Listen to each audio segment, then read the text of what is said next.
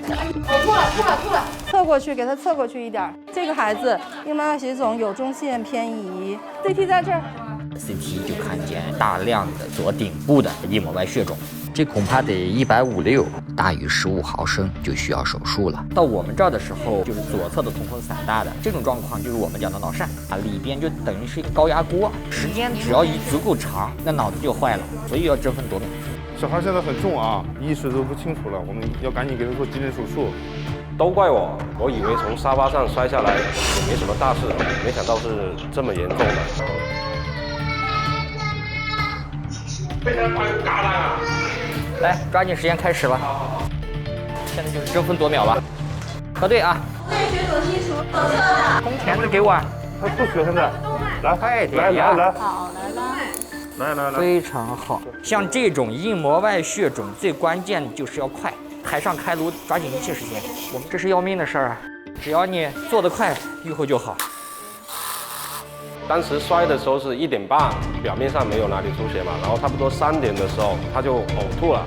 如果有第一时间送他去医院，他就不会这么严重了。好，减压了，血肿出来了，关键就是把这坨血清出来。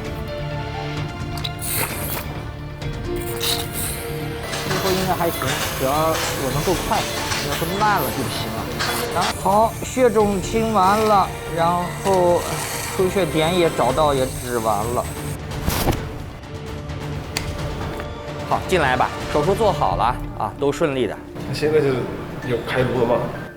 都开完了，你到现在还在梦里面呢。从开颅到清除血肿，然后把出血点找到止完血，这个就15分钟。这15分钟就是他的一个黄金时间，所以也不要太自责，好吧？经常是有这样子情况，这个大男人，这个你还没有妈妈坚强呢。好，他比较害怕。接下来那就是好好恢复的事情，好不好？因为爸爸也是开颅去世的。哦，我明白。我爸年轻的时候也是开颅走的。我明白了。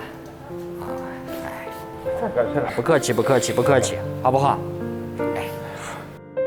晚上你好，你好，谢谢啊，谢谢。不要急。谢完主任把你救起了啊。